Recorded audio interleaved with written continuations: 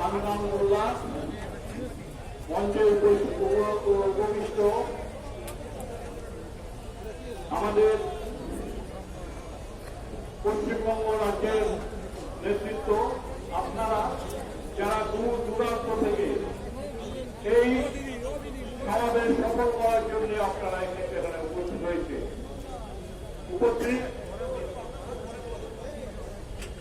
উপস্থিত সাংবাদিক বন্ধুগণ, কেন্দ্রের নরেন্দ্র মোদী সরকার যে 3টি কৃষি আইন, বিদ্যুৎ আইন করেছে, যার ফলে কৃষকদের সর্বনাশ হয়ে গেছে। শুধু কৃষকদের নয়, সারা দেশের সর্বনাশ। কৃষকের এই আইনে কৃষকের জমির অধিকার হস্তক্ষেপ ঘটিয়ে কৃষি ব্যবস্থার ডাকেই কর্পোরেটদের হাতে হাতে তুলে দিয়েছে। কৃষকদের কর্পোরেটে দাসে পরিণত করতে চায় তারা। কৃষি আইনে কৃষকদের যে চুক্তি চাষ, সেই চুক্তি চাষে তাদের স্বাধীনতা হরণ করবে, তারা জমি হারাবে, কৃষকদের সহায় মূল্য পাবে না, এমএসপি বলে কিছু থাকবে না, কৃষকরা বিরক্ত হবে, আত্মহত্যা বাড়বে, মজুরদারি বাড়বে, কালোবাজারি বাড়বে, সেগুলো বৈধ হয়ে যাবে। এই সব আছে কৃষি আইনে, সর্বনাশ হয়ে যাবে। এই আইনের বিরুদ্ধে লড়ছে সারা ভারতবর্ষের কৃষকরা ঐক্যবদ্ধ হয়েছে। সারা ভারতবর্ষের কৃষকরা লড়াই শুরু করেছে। রাজ্যে রাজ্যে এইরকম সমাবেশ, অবরোধ, সমস্ত অবস্থান, ডেপুটেশন, সমস্ত রকম সংগ্রাম সংগঠিত করছে। উত্তর ভারতের কৃষকরা কি করছে? উত্তর ভারতের কৃষকরা লক্ষ লক্ষ কৃষক দিল্লিকে অবরুদ্ধ করে দিয়েছে। গোটা দিল্লির সমস্ত প্রবেশ রাস্তা তারা অবরোধ করে দিয়েছে। পুরো সংসার নিয়ে, পরিজন নিয়ে তারা রাস্তায় বসে আছে। কি দুঃখ কষ্ট আছে, এই প্রচন্ড শীতে তারা সেই দুঃখ কষ্টে রাস্তায় বসে আছে। এই দুঃখ কষ্টে কেন্দ্রীয় সরকার এতটুকু বিচলিত নয়। ওই মোদী, নরেন্দ্র মোদী, তিনি 1 মিনিট সময় দিতে পারছেন না তাদের সঙ্গে কথা বলার। অথচ তার প্রাণের বন্ধু মুকেশ আম্বানি, তার নাতি হয়েছে, তার নবজাতক নাতিকে দেখার জন্য 10 লক্ষ টাকা ফুল করে তিনি যাচ্ছেন হসপিটালে। তার সময় হচ্ছে, কৃষকদের জন্য সময় হচ্ছে না। মিলিটারি না যাচ্ছে, মিলিটারি না দিয়ে তারা তাদের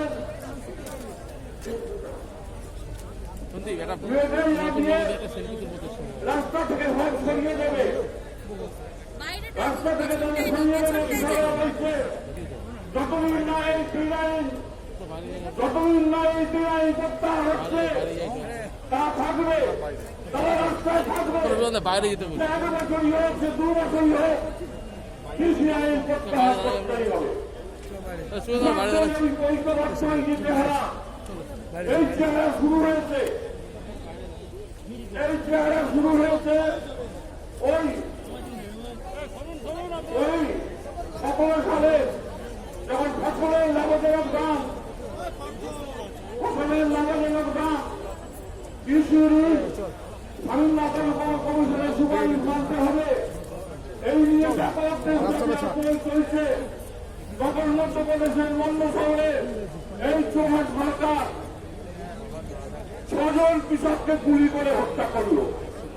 তারপরে কৃষকরা আরো ঐক্যবদ্ধ হয়ে এই সারা ভারত কৃষক সংঘর্ষ সমন্বয় সমিতি গঠন করল, যার এখন সদস্য সংখ্যা 250-এরও উপর। ছাত্র সমন্বয় সমিতি গোটা দেশে আন্দোলন সংগঠিত করল। সেই আন্দোলনে হাজার হাজার জাথা, 20,000-এর ওপর জাথা সারা ভারতবর্ষে প্রত্যেকটি রাজ্যে এই আন্দোলনের সমাবেশ, দিল্লিতে বিশাল সমাবেশ। সেই সমাবেশ দেখে, সেই সমাবেশের চেহারা থেকে দিল্লি সরকারের টনক নড়ে দিচ্ছিল। সেই সময় নির্বাচন হয়েছিল উত্তরপ্রদেশ, রাজস্থান, ছত্তিশগড়ে ভরাডুবি হয়েছিল বিজেপি। সেই আন্দোলন দেখে তারা অন্য চেহারা লোকসভা নির্বাচনে ধর্মান্ধতা, ধর্মের নামে হিন্দুত্ব, রাম মন্দির আর হাজার হাজার কোটি টাকা ছড়িয়ে তারা নির্বাচন করলো। দুঃখের বিষয় তা দিল্লিতে ফিরে হলো এই গরিব বিরোধী, কৃষক বিরোধী এই সরকার। এই সরকার দিল্লিতে ফিরে হলো শুরু করলো। যাদের সঙ্গে ওই টাকা নিয়েছিল, হাজার হাজার লক্ষ লক্ষ কোটি টাকা যাদের নিয়েছিল, নিয়ে ছড়িয়ে নির্বাচন জিতেছিল, তাদের একটা একটা আমাদের জাতীয় সম্পত্তি বিক্রি করতে শুরু করলো। সে রাষ্ট্রীয় শিল্প, সে প্রতিরক্ষা শিল্প, সে কয়লা, সে রেল, টেলিফোন সংস্থা, ব্যাংক, বিমা, সব একটার পর একটা ওই আগামী আম্বানিদের দিতে শুরু করলো। তারা সেই সব সংস্থাকে সেগুলো দিতে শুরু করলো। তাতে হলো না, তারা আইন করলো। আইন করে ভারতবর্ষের কৃষি ব্যবস্থাটাকে আগামী আন্দোলনের হাতে তুলে দিল।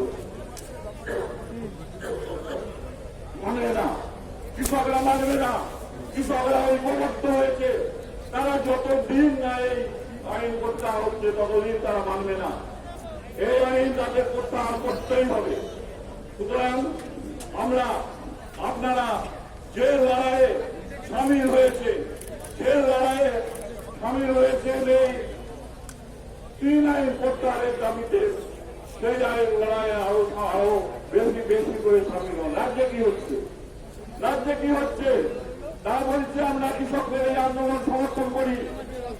তারা বলছে এই ধর্মকে সমর্থন করি, কিন্তু পথে নামবো না। তারা বলছে আইন সমর্থন করি, কিন্তু বিধানসভায় বিল আনবো না। বিধানসভায় প্রস্তাব এনে এই আইন রাজ্যে লাগু করবো না। তাদের বিচারিকা, এটা তাদের স্বভাব। রাজ্যে কি করছি আমরা কি দেখলাম? 2013 সালে জমি অধিগ্রহণ আইন, যে আইনে কৃষকরা অন্তত কিছু সুবিধা পেত, সেই আইন তারা আছে রাজ্যে লাগু করছে না। রাজ্যের শেষ ব্যবস্থা সময় চলে যাচ্ছে।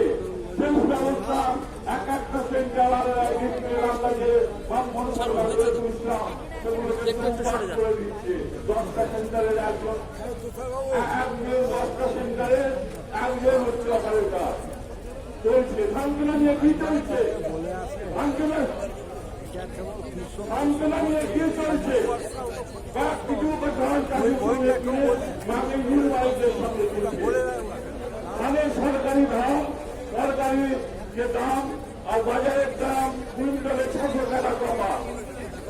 এই ধান তারা নির্বাচনের সময় দিচ্ছে। মাঝখানে হচ্ছে বিরাট কাটমানি, বিরাট কাটমানি, সেই কাটমানি তারা খাচ্ছে। এইভাবে চলছে, এইভাবে চলছে রাজ্যটা। সেই রাজ্যের আমরা এই এক্ষুনি হয়তো আমাদের এখন মূল দাবি হচ্ছে 3 আইন প্রত্যাহার করতে হবে। কিন্তু আমাদের রাজ্যে আমাদের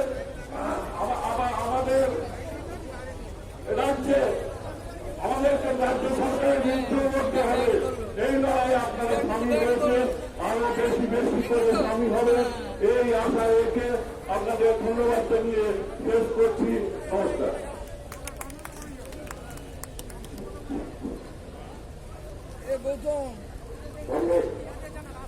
বিএসএনএলের কর্মীরা মিছিল করে তারা সমাবেশস্থলে আসছে।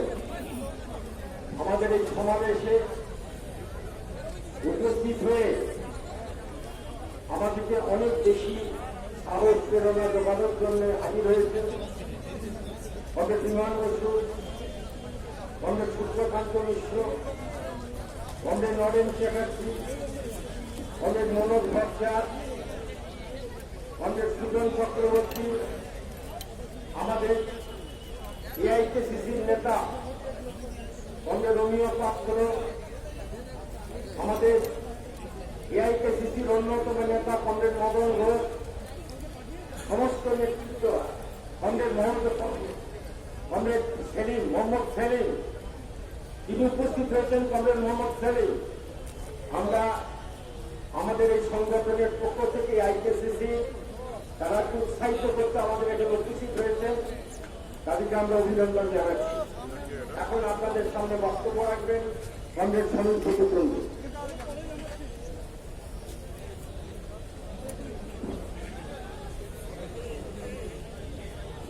মাননীয় সভাপতি, মঞ্চে উপস্থিত আজকের দিনে ছায়ার ও সর্বভারতীয় আন্দোলনের প্রধান মুখপত্র আইএসএসের সাধারণ সম্পাদক মাননীয় হান্নান মোল্লা, গ্রাম থেকে শহরের মানুষ যা দলে দলে এসছেন আজকের এই সভায়, একেএসএস এর পক্ষ থেকে, কৃষক মজদুর সংহতি সমিতির পক্ষ থেকে সবাইকে ধন্যবাদ, অভিনন্দন জানাই। ইতিমধ্যে অনেক কথা হয়েছে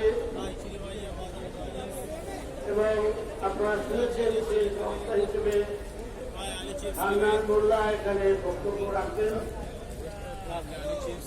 এবং সর্বভারতীয় এই কৃষক আন্দোলন সম্পর্কে তার কথা আপনারা ইতিমধ্যে অনেকবার শুনেছেন। আমরা সবাই অপেক্ষা করছি যে আজকে দিন পর্যন্ত সর্বশেষ পরিস্থিতি অনুযায়ী দেশের কৃষক সমাজের, বিশেষ করে আমাদের রাজ্যের কৃষক সমাজের সামনে যে দায়িত্ব উপস্থিত সে ব্যাপারে উনি আমাদের আলোচনা করতে পারবেন।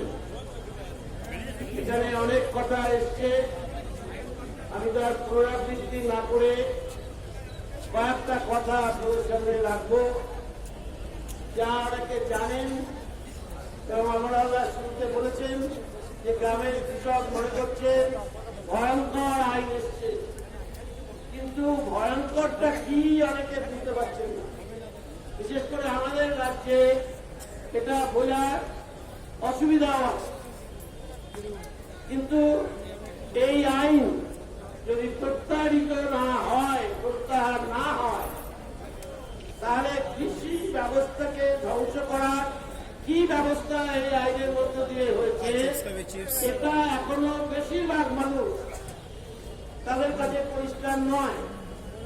আইন হয়তো অনেকে পড়েছেন, আইনের কি কি তার ইমপ্লিকেশন আছে, প্রয়োগ করতে গেলে কিভাবে কৃষক সমাজ, কৃষি ব্যবস্থা, সাধারণ মানুষ ক্ষতিগ্রস্ত হবে, গোটা দেশে একটা নতুন রাজত্ব কায়েম হবে, এটা অনেকে গভীরে গিয়ে ভেবে দেখতে পাচ্ছেন না, দেখতে পারেননি। আপনি কল্পনা করুন, আইনে যা বলা আছে কৃষি কাজে যুক্ত নয় এমন অনেক মানুষকে আমরা জানি যারা অকৃষক জমির মালিক, যারা পরোক্ষভাবে কৃষি ব্যবস্থায় যুক্ত, এবং তাদের সবাইকে নিয়ে আমি তার বিস্তারিত যাচ্ছি না। আমরা ছোটবেলা থেকে জেনে এসেছি নানান ভাগে ভাগ থাকলেও এরা সবাই মিলে আমাদের কৃষক সমাজ। এই আইনে বলা হচ্ছে এই আইন যখন কার্যকরী হবে, আম্বানি আদানি জমির মধ্যে, ফসলের ব্যবসার মধ্যে যখন ঢুকবে, যখন তারা মজুর খাটাবে, এই আইন অনুযায়ী তারাও কৃষক। আজকে যখন মোদী ব্যবসায়ীদের দরজায় দরজায় ঘুরে বলছেন কৃষক লাভবান হবে, তখন ওই ব্যবসায়ীদের বোঝাবার চেষ্টা করছেন আইনের ফলে তারাও কৃষক হিসেবে স্বীকৃতি পাবেন, তারা লাভবান হবে, এলাকার মানুষ বরাবরই খাবে। এই নতুন আইন কার্যকরী হওয়া মানে গ্রামের মানুষ এখানে যা এসছেন সবাই জানেন, জমিতে কোনো সমস্যা তৈরি হলে, ফসল উৎপাদনে সমস্যা তৈরি হলে ফসল বিক্রিতে সমস্যা তৈরি হলে আপনি কোর্টে যেতে পারেন, আপনি আদালতে যেতে পারেন। এই আইনে বলা হচ্ছে আদালতে যাওয়া যাবে না। যে প্রশাসনিক কর্তারা এই আইন প্রয়োগের জন্য দায়িত্বে থাকবেন তারাই বিচার করে রায় দেবেন সিদ্ধান্তটা কি হবে। আপনি মনে মনে ভাবতে ভাবতে বাড়ি যান, আপনার হাতে আর কি থাকলো। আপনি ভাবতে ভাবতে বাড়ি যান, আম্বানি আদানি যদি কৃষকের স্বীকৃতি নিয়ে এই ব্যবস্থা চালায় আর আইনের চোখে যা যা বলা আছে আপনি যদি একবার কার্যকরী হয়, আপনি যদি কোথাও বিরোধিতা করতে চান, কোর্টে আদালতে যাওয়ার স্বীকৃতি সুযোগ নেই। ব্যবসা বাণিজ্য চৌপাট, কোথায় কে কিভাবে ফসল বিক্রি করবেন কৃষকের হাতে থাকবে না। জমিতে কোথায় কে কি উৎপাদন করবেন কৃষকের হাতে থাকবে না। এবং এখন আন্দোলনের চাপে এসে তারা বলছে, এখানে আন্দোলনের এখন বলবেন আপনারা জানতে পারবেন 5 বার 6 বার বোধহয় মিটিং হয়ে গেছে কেন্দ্রীয় সরকারের সঙ্গে। তারা কি বলছে, বলছে এটা সংশোধন করবো, ওটা সংশোধন করবো, কোন মৌলিক সংশোধনের কথা বলছে না। তা তো আইনটাই পাল্টে যাবে।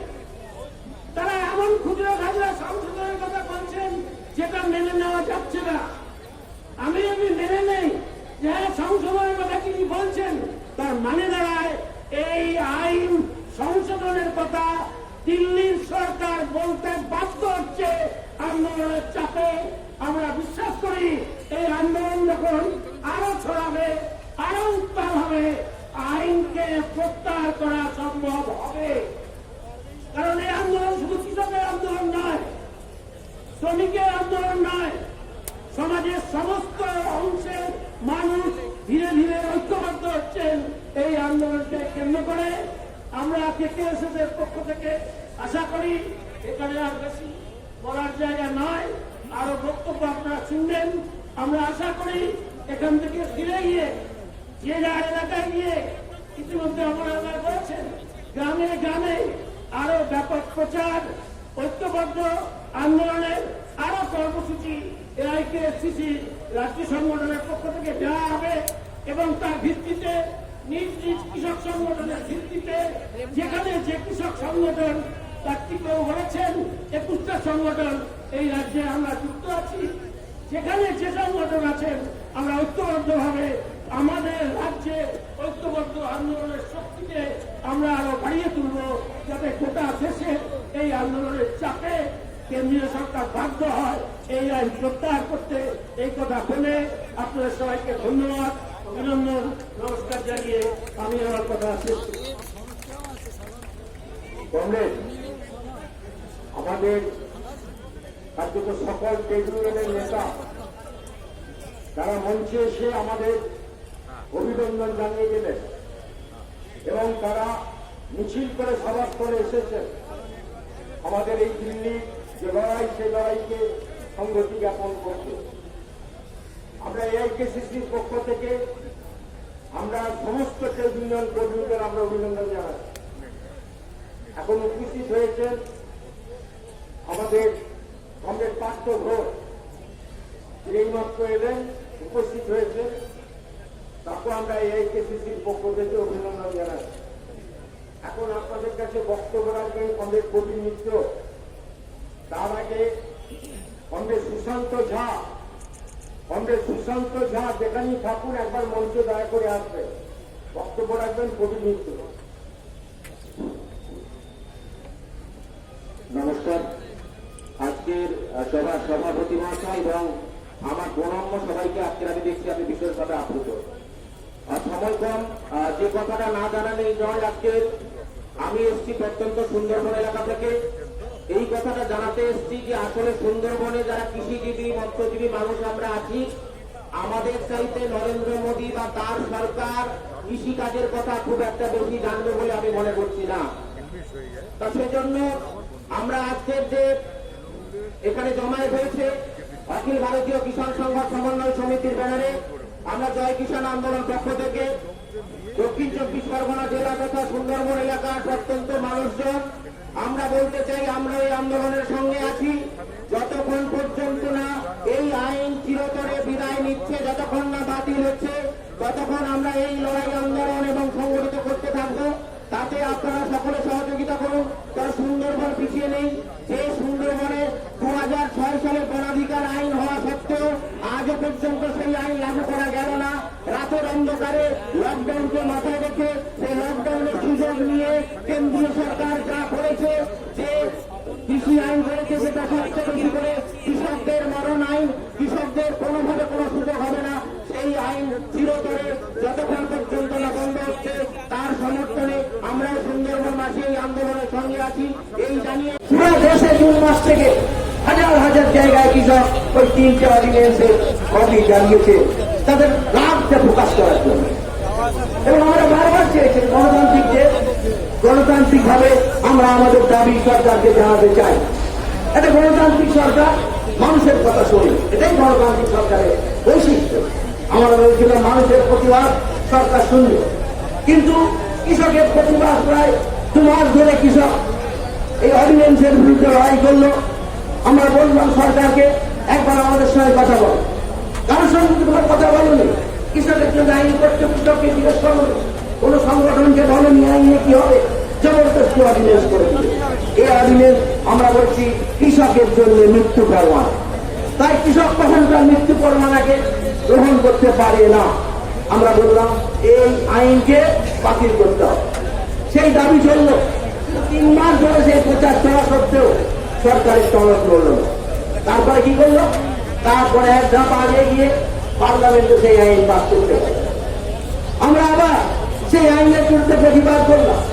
আমরা গোটা ভারতবর্ষে বললাম যে এই আইন কৃষককে সরিয়ে দিয়ে তার জায়গায় কর্পোরেটকে বসানো, কৃষির কোম্পানি করো। অর্থাৎ এখন কৃষক আছে কৃষক ভিত্তিক, এখন নতুন আইনে কৃষক কৃষি হবে কর্পোরেট ভিত্তিক। কেন্দ্রে কৃষক আছে, সেখানে কেন্দ্রে আসবে আদানি আম্বানি, কৃষকরা হয়ে যাবে আদানি আম্বানির নেতৃত্বরা। এই যে গুণগত পরিবর্তন কৃষি ব্যবস্থায় আনতে চেষ্টা করছে নরেন্দ্র মোদী, আমরা তারই বিরুদ্ধে আমরা প্রতিবাদ করি। তারপর আমরা দেখলাম, আমরা বললাম 9ই আগস্ট গোটা ভারতবর্ষে জেল ভরো। প্রায় 600-এর বেশি জেলায় লক্ষ লক্ষ কৃষক, ক্ষেতমজুর, শ্রমিক ঐক্যবদ্ধভাবে জেল ভরে তারা মোদীকে নোটিশ দিল আমরা এই আইনের পক্ষে না, কিন্তু মোদী শুনলেন। তারপর কি করলেন? পার্লামেন্ট ডাকলেন পাস করা হচ্ছে। যেদিনে পার্লামেন্ট ডাকলেন 14ই সেপ্টেম্বর আমরা গোটা ভারতবর্ষে আবার এআইকেসিসি ডাক দিলাম, এই আইন পার্লামেন্টে পাস হতে পারে না, প্রতিবাদ করল। কিন্তু সরকার আমাদের সঙ্গে কথা বলেনি, বরং পার্লামেন্টে জবরদস্তি করে পাস করালো। লোকসভায় মেজরিটি আছে, রাজ্যসভায় মেজরিটি ছিল না। যারা কংগ্রেসকে সমর্থন করত, এনডিএর নীতিকে সমর্থন করেছে এই বিলকে, যেমন 4-5টা পার্টি, আকালি, এডিএমকে, 4-5টা পার্টি রাজ্যসভায় বিরোধিতা করবে। তখন মোদী বুঝেছিল এটা রাজ্যসভায় হয়ে যাবে, তাই রাজ্যসভায় সমস্ত পার্লামেন্টের নিয়মকে জলাঞ্জলি দিয়ে গুন্ডামি করে, যেন পার্লামেন্টের পুলিশকে বলা হয় মার্শাল, বড় বড় লম্বা জড়ালো সবে গৃহীত। রাজ্যসভার এমপিতে ধাক্কা দিল, 3 জন এমপি যখন হয়ে গেল রাজ্যসভার ভিত্তি। রাজ্যসভার এমপিরা বলল আমরা ভোট চাই, একজন ভোট চাইলে ভোট করতে হবে, এটা পার্লামেন্টের নিয়ম। কিন্তু চেয়ারম্যান জবরদস্তি করে ভোট না করে সেই আইন তারা জবরদস্তি পাস করা হবে। সেই জন্যই তার বিরুদ্ধে আমরা আন্দোলন করলাম। আমরা এআইকেসিসি প্রতিদিন আমরা রোজ প্রতিদিন লাগাতার গত 3 মাস রাত 8টার সময় বসি। অনেক আছে আমাদের এআইকেসিসির সম্পাদক, অফিস মিটিং ডাকার দায়িত্ব, প্রতিদিন 8টার সময় নোটিশ নানান্দা মিটিং, লাগাতার 3 মাস 8টার সময় আমরা বসি। এক একদিন 12টা, 1টা, 2টো পর্যন্ত মিটিং করি। সারাদিন কি হলো, কোথায় কি করতে হবে, কোথায় নতুন জায়গায় যেতে হবে, প্রতিদিন আমরা ঠিক করি গণতান্ত্রিক ভাবে। কিন্তু আমরা কি দেখলাম? আমরা দেখলাম সেখানে সরকার বাদ শুনছে না, কথা শুনছে না। আমরা সেখানে 14ই সেপ্টেম্বর পার্লামেন্ট খুলবে, ওই দিন আবার ডাক দিলাম প্রতিবাদে, যাতে সরকারের কাছে আওয়াজটা পৌঁছায়। সরকার শুনল না।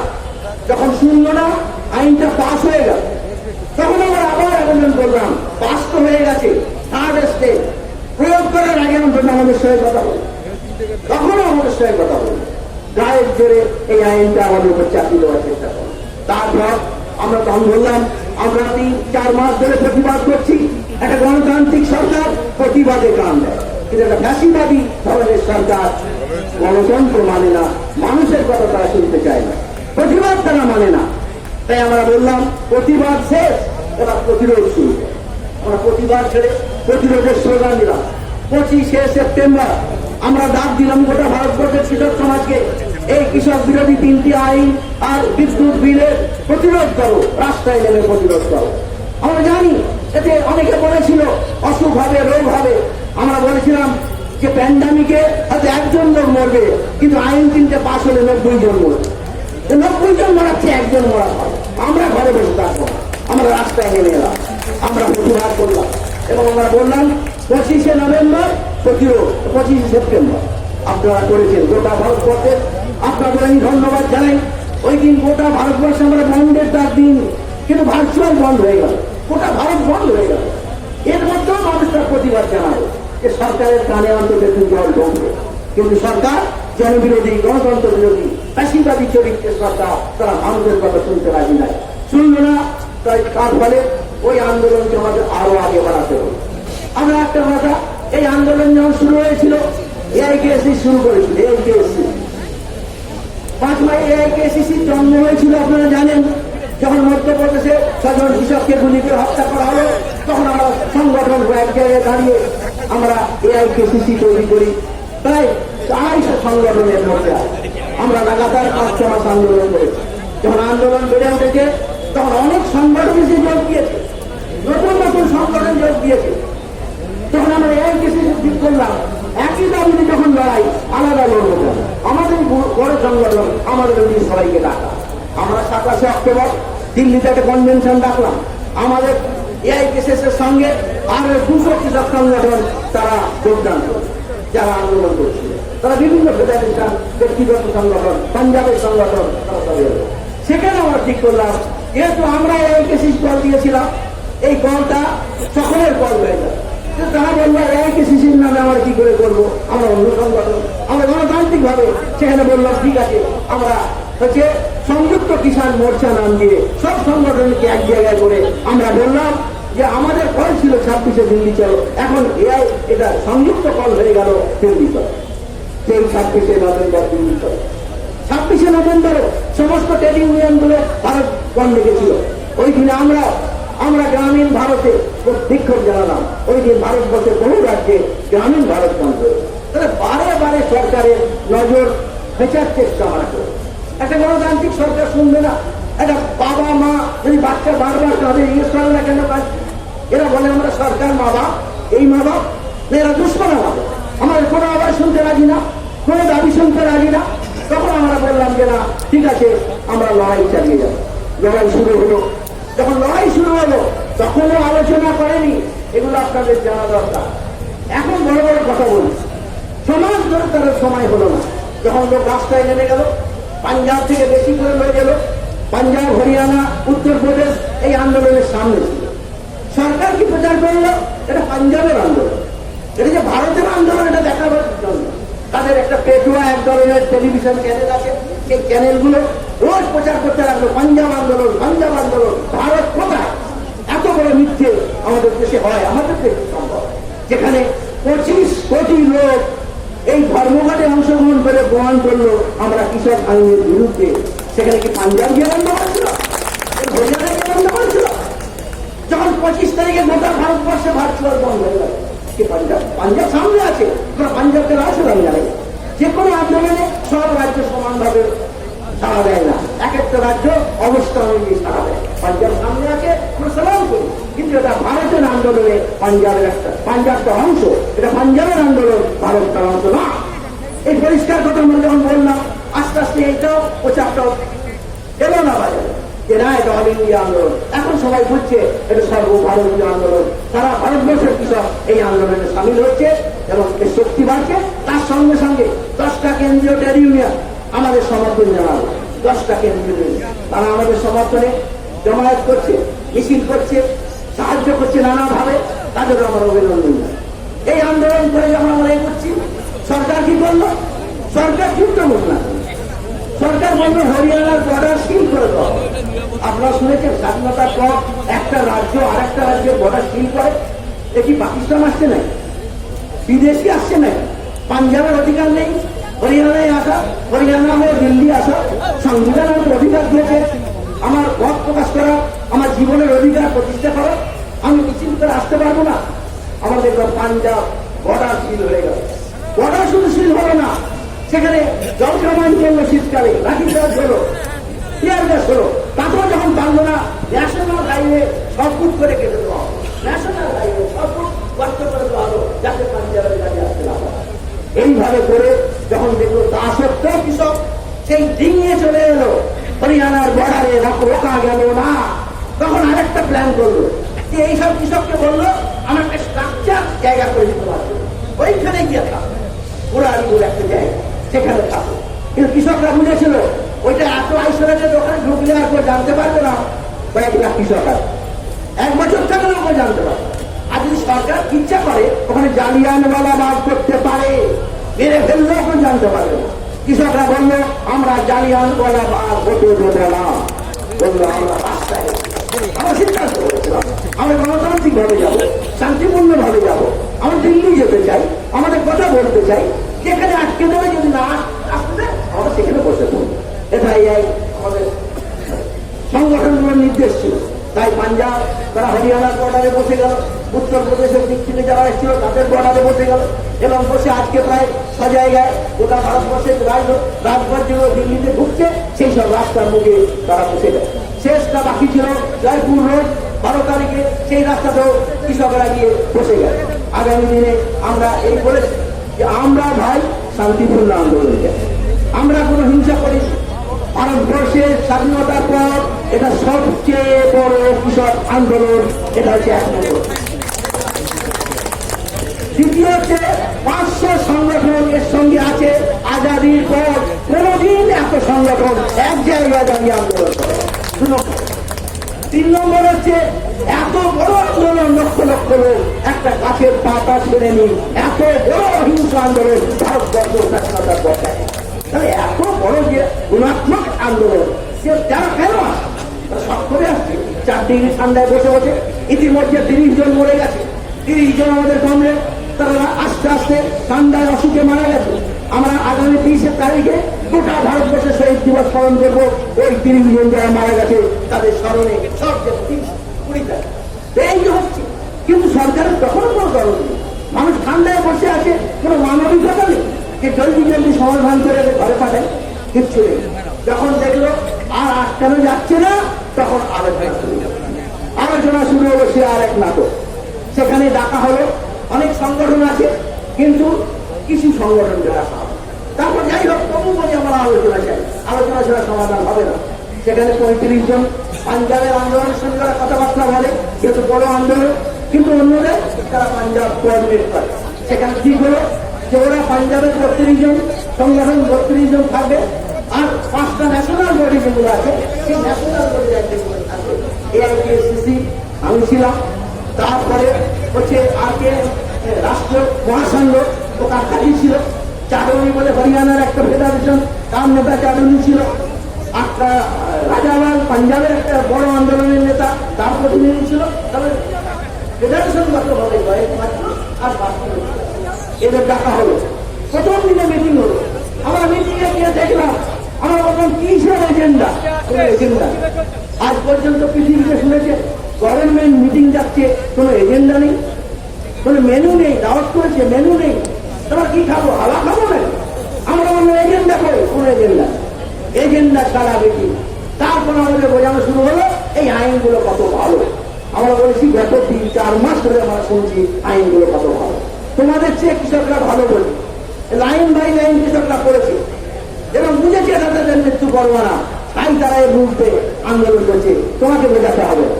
তখন বললো আমরা ঠিক আছে, আমরা কিন্তু কিছু সংশোধন করি বলে ওরা প্রস্তাব দিতে হবে। আমরা সংশোধন চাই, আমরা বলছি 3টে আইন বাতিল করো, কারণ 3টে আইন A to Z কৃষক বিরোধী, A to Z anti farmer. এর দুটো একটা সংশোধন করে প্রো ফার্মার করা যাবে না। প্রত্যেকটা লাইন বদলাতে হবে, প্রত্যেকটা ক্লজ বদলাতে হবে, তাহলে তোমার আইন করা দরকার। আমাদের সঙ্গে কথা বলে এ 3টে আইন বাতিল করে নতুন আইন তৈরি করো। আমরা পরামর্শ দেবো কৃষকের কিছু ভালো হবে, কিন্তু না, আমরা শুধু আমাদের কোনো কথা শুনতে রাজি নাই। জবরদস্তি করে তারা বললো আমরা পরিবর্তন করবো। 5-6টা পরিবর্তন শুরু করেছে, সেগুলো সব কসমেটিক চেঞ্জ। ওই পরিবর্তনের ফলে ওই 3টে কৃষক আইন, যে কৃষক বিরোধী, ওই 3টে আদানি আম্বানির হাতে কৃষি তুলে দেওয়ার ষড়যন্ত্র, বিদেশি মানে কর্পোরেট হাউসে কৃষি তুলে দেওয়ার ষড়যন্ত্র, এসব কিছু রোকা যাবে না। ওই আইনে শুধু কয়েকটা চেঞ্জ করবে। আমরা বললাম আপনারা মানি। তৃতীয় দিন এসে একই কথা, সারাদিন 8 ঘন্টা 6 ঘন্টা আমরা বিরক্ত হয়ে যাচ্ছি বলতে। তৃতীয় দিন এসে একই কথা, কোনো এজেন্ডা নেই, সংশোধন মেনে নাও। চতুর্থ দিন আবার কি একই কথা, মেনে নাও। এইভাবে তো 5ম দিনের দিন যখন করলো, তার আগের রাতে এসে মহানায়ক ঢুকলেন আলোচনায়। মহানায়ক এলেন হচ্ছে গিয়ে অমিত শাহ। তো আমরা ভাবলাম ঠিক আছে, বড় নেতা, ছোট নেতারা তো আমাদের দাবি মানতে পারছে না, তাহলে বড় নেতা এলে নিশ্চিত না, স্বাভাবিক এটা আশা করা। আপনি বড় যখন এসছে নিশ্চয়ই কিছু নতুন, এটা আমাদের আশা ছিল। এবং আমরা একটা ছোট কমিটিটার সঙ্গে দেখা করলো 13 জন।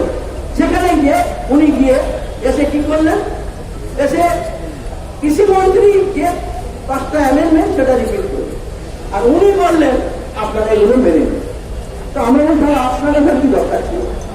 আপনি যদি এলেন, বড় যদি বড়র কাজ না করে, ছোটর কাজে ডিটো মারে, তাহলে বড় হওয়ার মানে কি? আমরা আশা করেছিলাম আপনি কিছু দেবেন। তখন আমরা বললাম না, আমরা মানি না। তখন বললাম ঠিক আছে, লিখে পাও। পরের দিনে যে মিটিং ছিল, আমরা ঠিক আছে লিখে পাঠাও। পরের দিনের মিটিং আমরা ক্যান্সেল করে দিলাম। পরের দিনে আমরা প্রতিদিন সব সংগঠনের মিটিং করি, সমস্ত সংগঠন। ওই সিংহ বর্ডার আমরা বসে মিটিং করছি 12টা থেকে 3টের সময় চিঠি এলো। কি? 1 লাইন চিঠি, আমাদের মতামত পাঠালাম। আর পাঠালো কি? একটা পাওয়ার পয়েন্ট প্রেজেন্টেশন, 1 লাইন করে। এক একটা লাইন কেন ভালো, এই আইনটা পাওয়ার পয়েন্ট, আপনারা বোঝেন আজকাল সবাই পাওয়ার পয়েন্ট প্রেজেন্টেশন যেটা করেছে কারোর জন্য, সেইটা আমাদের পাঠিয়ে দেবে। তখন এটা কি কৃষকের সঙ্গে তামাশা নাকি? কৃষকের মজাক নাকি? আমাদের এজেন্ডা 3টে আইন বাতিল, ইলেকট্রিসিটি, এরকম কোনো কথা নেই। যেটা আমাদের এজেন্ডা সেটা বাদ দিয়ে তুমি জবরদস্তি তোমার আইন পাস করে দেবে। আমরা বলছি আমাদের রোগ হচ্ছে টিবি, তুমি জোর করে নাকি ঘরের ওষুধ খাওয়াবে?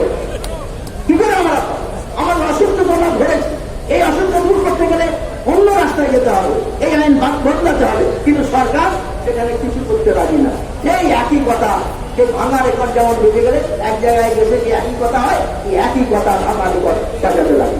এই অবস্থায় দাঁড়িয়ে কৃষক সংগঠনগুলো ঠিক করলো এর বিরুদ্ধে আমরা একে অ্যাকসেপ্ট করতে পারি। আমরা বললাম এই সরকারের প্রস্তাব মানি না। আমরা ঘোষণা করেছিলাম যে আন্দোলন চলবে। আমরা জানি ওদের হাতে পুলিশ আছে, মিলিটারি আছে, এখন তো মিলিটারিতে ঘিরে দিয়েছে। কাল থেকে দেখছি আমরা যেখানে পাঞ্জাবে বর্ডারে আছে, ওখানে আগে বেড়া ছিল, বলতে বলতে সব ব্যারিকেড ছিল, এখন ওখানে বড় বড় ট্রেনে করে বোল্ডার লাগানো হয়েছে, তার সামনে বোল্ডার লাগানো শুরু হয়েছে। কি যুদ্ধ ঘটনা করবে জানি না, যুদ্ধ। এই হচ্ছে অবস্থা। তখন আমরা বললাম যে না, আমরা আন্দোলনকে জারি রাখবো। আন্দোলন জারি রাখবো কিভাবে? এক হচ্ছে 26শে নভেম্বর চাষ চলছিল বলে বেশি লোক আসতে পারে, 2.5 লাখ 2 লাখ লোক এসেছিল। এখন চাষ উঠে গেছে, প্রতিদিন হাজার হাজার লোক আরো লোক আসবে, জমায়েত বাড়বে। 1 নম্বর। 2 নম্বর, একটা রাস্তা বন্ধ ছিল, ওই রাস্তা জয়পুর রোড, ওই রাস্তাটা আমরা যাত্রা শুরু করবো। 2 নম্বর। আর 3 নম্বর হচ্ছে আমরা গোটা দেশে এই সরকারের এই নীতির বিরুদ্ধে এই ক্যাম্পেইনকে গ্রামে গ্রামে মানুষের মধ্যে নিয়ে যাবো। আমরা ইতিমধ্যে বুকলেট ছেপেছি, হ্যান্ডেল করেছি, এই আইনগুলো ব্যাখ্যা করা হয়। কিন্তু আমাদের কংগ্রেসের দায়িত্ব, আপনাদের দায়িত্ব, আমরা যেটা বাঁচিয়েছি সেগুলো যদি স্থানীয় ভাষায় অনুবাদ করে পাড়ায় পাড়ায় কৃষককে না বোঝান, তার স্বতঃস্ফূর্ত সমর্থন আসবে, সংগঠনের সমর্থন আসবে। আর সংগঠনের সমর্থন না হলে লম্বা লড়াই লড়া যায়। সেই জন্যই আমাদের এই কথাগুলো ব্যাখ্যা করতে হয়। আমরা ব্যাখ্যা পরিকল্পনা নিয়েছি। আমরা বলেছি যে 12 তারিখে আমরা আন্দোলনের 2য় স্তর শুরু করলাম। আমরা বললাম আমাদের আন্দোলন সরকারের বিরুদ্ধে, আর আরেকটা আন্দোলন যে লাভবান হবে কর্পোরেট, তার বিরুদ্ধে। আমরা স্লোগান দিলাম কর্পোরেটের বিরুদ্ধে। সেই জন্য আমাদের প্রোগ্রাম হচ্ছে আদানি আম্বানি ছাড়া যেসব বড় বড় কর্পোরেটের প্রত্যেকটা শহরে যাদের হচ্ছে গিয়ে মল আছে, আউটলেট আছে, বিক্রি পেট্রোল পাম্প আছে, তার সামনে আমরা পিকেটিং করে বলবো এরা দেশক করি, এরা আমাদের ঠকাচ্ছে, লুট করছে, এদের জিনিস কিনবেন না। যাতে তাদের ঘরে ঘরে সমস্ত দোকান ঘরের সামনে পিকেটিং হয়, কৃষকরা বলবে এদের কৃষক বিরোধী, এদের মাল কিনো ক্যাম্পেইন করবো। আর আমাদের লুট করার জন্য রেল মোড়ে মোড়ে গাড়া লাগিয়ে দিয়ে পয়সা নেওয়া হয় গাড়ির কাছ থেকে। এ আর একটা লুট কর্পোরেটে আমরা বললাম এই দিন খুলে দেওয়া হবে। 12 তারিখ আমরা খুলে দিয়েছিলাম গোটা দেশে, আগামী দিনে নেক্সট উইকে আরো বিভিন্ন জায়গায় এগুলোকে খুলে দেওয়ার পরিকল্পনা হবে। এই একটা আন্দোলন, এই আন্দোলনের সঙ্গে সঙ্গে আমরা বললাম গোটা দেশে আন্দোলনকে প্রচার করার জন্য 14ই ডিসেম্বর আমরা ঘোষণা করলাম যে এই দিন গোটা ভারতবর্ষে আমরা জেলা কেন্দ্রে 700 জেলা কালেক্টরের সামনে সংযুক্তভাবে আইকেসিসির নেতৃত্বে আমরা বসে সারাদিন প্রতিবাদ করবো, যাতে জেলায় জেলায় খবরগুলো পৌঁছে যায়, গ্রামে গ্রামে মানুষ জানতে পারে। আর ওই দিনে যারা দিল্লির আশপাশের রাজ্য তারা 14 তারিখে একদিন করবে কালেক্টরে, আর দক্ষিণের রাজ্য যারা আসছে না রেগুলার তারা লাগাতার, যেমন কর্ণাটক 14 থেকে 30 ঘোষণা করবে। এরকম বিভিন্ন রাজ্য তারা লম্বা জেলা শাসকের সামনে আন্দোলন চালাবে, গ্রামে গ্রামে কথাগুলো নিয়ে যাবে। আর দিল্লিতে আমরা বললাম 14 তারিখে আরো বেশি করে লোক দিল্লি যাবে। রাষ্ট্র শুরু হয়েছে, এই আন্দোলন এখন চলছে। সরকার আমাদের বিরুদ্ধে যে যুদ্ধ ঘোষণা করেছে, আমাদের সামনে কোনো রাস্তা নেই। আরেকটা যুদ্ধ ঘোষণার কাহিনী কি আমাদের বদনাম, ওরা এই 15 দিনে 6টা ন্যারেটিভ, 6টা 2 দিন ছাড়া কৃষককে বদনাম করে। একদিন বললো এই আন্দোলন খালিস্তানিরা করছে, কৃষক না, ওটাই খালিস্তানি। আমরা যখন ব্যাখ্যা করে বললাম খালিস্তানি নেই, এটা কৃষকের আন্দোলন, কৃষকরা করছে, এর মধ্যে কোনো খালিস্তানি নেই। যখন ব্যাখ্যা হলো তখন সরকার তৈরি করলো। পরের দিনে কি বললো, এগুলো রাজনৈতিক পার্টিগুলো আন্দোলন করছে। আমরা বললাম আমাদের 100 মিটারের ভেতরে কোনো রাজনৈতিক নেতাকে আসতে হবে। এই আন্দোলন কৃষকরা ভেবেছে, কৃষকরা কনসেপ্টুয়ালাইজ করেছে, কৃষকরা প্ল্যান করেছে, কৃষকরা ইমপ্লিমেন্ট করছে, কৃষকরা আন্দোলন চালাচ্ছে। এর মধ্যে কৃষক ছাড়া আর কেউ নেই, এটা আমরা প্রমাণ করলাম। তখন ওটা রক্ত ছিল। তারপরে কি বললো, তারপরে বললো এখানে মাওবাদীরা ঢুকে, কোথায় মাওবাদ, যাতে বদনাম করার আগে তাকে মারার আগে বদনাম করতে হবে। কোথায় মাওবাদী, কৃষক আন্দোলনের মধ্যে মাওবাদ মিথ্যে কথা বলে সেটারও যখন মুখোশ করে দেওয়া হলো। তারপরে বললো বামপন্থীরা এই আন্দোলনটা দেওয়া হতো। আরে 500 সংগঠন, 500 সংগঠনে 8-10টা বামপন্থী, বাকি তো নানান রকম সংগঠন, 8-10টা সংগঠন দখল করে নিয়েছিল। আর একটা মিথ্যে কথা এইটা বললো। তারপরে যখন আমরা তার মুখোশ খুলে দিলাম তখন কি বললো, চীন আর পাকিস্তানের ভারতের কৃষকরা চীনের দালাল, পাকিস্তানের দালাল। আমরা বলি মোদী তুমি হচ্ছে ট্রাম্পের দালাল, তোমার সরকার আমেরিকান সাম্রাজ্যবাদের দালাল। আমরা কৃষক দালাল নই, আমরা সত্যিকারের দেশপ্রেমিক।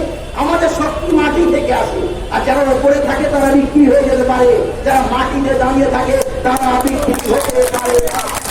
কৃষকরা কখনো বিক্রি হবে না, মরে যাবে তার জমির জন্য, তারা রয়েছে তারা জমির জন্য, তারা কখনো বিক্রি হতে পারে না।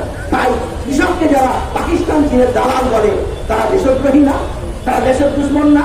কৃষককে এইভাবে বলতে একটা ছাড়া নতুন বদনাম দিয়ে কৃষক আন্দোলনকে ভাঙার চেষ্টা হচ্ছে। আমরা বলেছি এ আমরা মানব না, এর বিরুদ্ধে এই আন্দোলন চলবে। যে কোনো রকম আক্রমণ মোকাবেলা করিয়ে আমরা থাকবো, আমাদের উপর যে কোনো আঘাত আসুক না কেন। কৃষক তারা বলছে এখনো পর্যন্ত 500 সংগঠন একসঙ্গে আছে, কারোর মধ্যে কোনো মতভেদ নেই। এটা হচ্ছে সবচেয়ে বড় ঐক্যবদ্ধ আন্দোলন ভারতের ইতিহাস। এই আন্দোলন আমরা এগিয়ে নিয়ে যাচ্ছি। একে ভাঙার জন্য আরেকটা শেষ কৌশল নিয়েছে, কিছু দালাল নিয়েছে। জানেন তো অমিত শাহ যখন মানি ব্যাগ দিয়ে নামে এমপি এমএলএ সব তুলে নেয়, একটা সরকার হয়ে যায়। ওরা এত ভালো ম্যাজিক জানি না, এখানেও জানি না 2-4 নেতাকে কেনা টাকা দিয়ে কেনা অসম্ভব না। একটা সংগঠনকে নিয়ে গেছে, তার নাম কেউ জানে না। আমাদের AIKCC আর ওর নাম দিয়েছে AIKCC, এসটা বাদ দিয়ে একই রকমের নাম, যাতে লোক কনফিউজ হয়।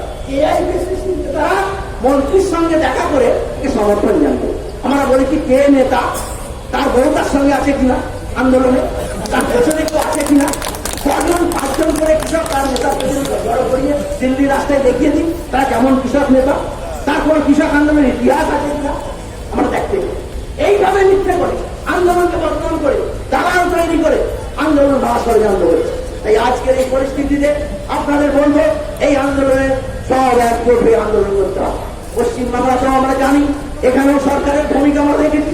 এইখানে মিটিং করে আমি বলে গেছিলাম পশ্চিমবাংলায় 219 জন কৃষক আত্মহত্যা করেছে, আমি এখানে লিস্ট প্রকাশ করেছি 2 বছর আগে। কিন্তু এখানকার সরকার মানতে রাজি না, ও বইয়ের সাথে ঝগড়া করে নাকি সব করে। এই হচ্ছে সরকারের মূল্যায়ন। আমরা বলি না, এখানেও যে কৃষকের দাম করলো অন্যায় হচ্ছে, অত্যাচার হচ্ছে, ফসলের দাম পাচ্ছে না, শরীরের মুখে সমর্থন করলেই হবে না, সত্যি যদি ইমানদারির সঙ্গে সমর্থন করো, তাহলে 5-3টে রাজ্য যেমন আইন পাস করেছে এই আইনের বিরুদ্ধে, তোমার আইন পাস করো, তোমার প্রস্তাব নাও, ছুরি মুখে অস্তিত্ব করে কৃষকের বন্ধু হওয়া যায় না। তবুও কেউ যদি সমর্থন করে আমরা তাকে ওয়েলকাম করবো, এই সমর্থন করবো, কিন্তু তার মধ্যেও সততা থাকা চাই সেই সমর্থনের ভিতরে। এইটাই আমাদের কাজ। আজকে মহান সমাবেশ থেকে আপনারা যারা এসছেন, এই আন্দোলন দীর্ঘস্থায়ী হবে, আপনারা প্রস্তুত হয়ে যান, গ্রামে গ্রামে ছড়িয়ে গিয়ে এই আইন কিনতে ব্যাখ্যা কি, এগুলো মানুষকে বোঝান, কিভাবে ক্ষতি করবে, কিভাবে কৃষকের সর্বনাশ হবে, কিভাবে আদানি আম্বানি গোটা দেশটা দখল করে নেবে। তারা ইতিমধ্যে এয়ারপোর্ট নিয়ে নিয়েছে, তারা জাহাজগুলো নিয়ে নিয়েছে, তারা এমটিএনএল নিয়ে নিয়েছে, তারা হচ্ছে গিয়ে ডিফেন্স নিয়ে নিয়েছে, তারা রেলওয়ে নিয়ে নিয়েছে, ব্যাংক নিয়ে নিতে যাচ্ছে। এবং একমাত্র জমিটা আমাদের হাতে ছিল, আদানি আম্বানি জমিগুলো নিয়ে নেবে, তাহলে ভারতবর্ষে মানুষের হাতে আর কিছু থাকবে না। এরই বিরুদ্ধে আমাদের লড়াই। তাই এই কর্পোরেট বিরুদ্ধে লড়াই গো, একদিকে মোদীর তানাশাহী ফ্যাসিবাদী আক্রমণের বিরুদ্ধে লড়াই, কৃষক বিরোধী নীতির বিরুদ্ধে লড়াই, আর আরেকদিকে হচ্ছে কর্পোরেটের এই দেশ দখল করার ষড়যন্ত্রের লড়াই। এই দুটোর বিরুদ্ধে এই লড়াইকে পাশাপাশি চালিয়ে যেতে হবে। আগামী দিনে এই লড়াই আপনারা জানাবেন। 30 তারিখে আমাদের 30 জন কংগ্রেস মারা গেছে এই আন্দোলনে এসে, তাদের জন্য শহীদ দিবস পালন করবেন পাড়ায় পাড়ায়, এবং তার সঙ্গে এই আইনের ব্যাখ্যা করে আরো বড় কৃষক আন্দোলনের জন্য তৈরি হবেন। এই আবেদন রেখে সবাইকে ধন্যবাদ জানিয়ে, নমস্কার জানিয়ে, রাজসালাম জানিয়ে আমার বক্তব্য শেষ করছি।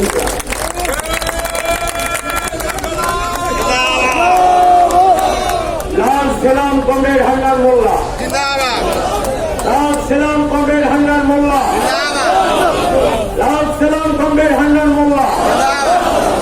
আচ্ছা কমরেড, পশ্চিমবঙ্গ কলেজ শিক্ষাকর্মী ইউনিয়নের রাজ্য কমিটির পক্ষ থেকে আজকের মিছিলে তারা যোগদান করেছেন, তারা এখানে জানিয়েছেন। আমি একটা অনুরোধ করব, এত বড় একটা বিশাল সমাবেশ, সোশ্যাল মিডিয়ায় অনেক দক্ষ বন্ধু আছে, তারা এ ব্যাপারে যথেষ্ট অভিজ্ঞ। আজকের এই সমাবেশের চেহারা যাতে দিল্লির মানুষ, আন্দোলনরত মানুষ, তারা যাতে ভালো করে দেখতে পারে এই সমাবেশের চেহারা, সোশ্যাল মিডিয়া যারা করেন সেই বন্ধুদের এই ক্ষেত্রে আন্তরিক প্রচেষ্টা নিতে অনুরোধ করছি। এখন রাজ্যপালের কাছে গেছিলেন আমাদের প্রতিনিধি দল, তাদের পক্ষ থেকে যিনি একজন কংগ্রেস করবেন, কংগ্রেস অমিত সাহা, আমাদের আইএসএসসি, আমাদের নেতৃস্থানীয় কর্মী কংগ্রেস অমিত সাহা। সন্দীপ দা কই? আমাদের সন্দীপ সাহা কোথায়?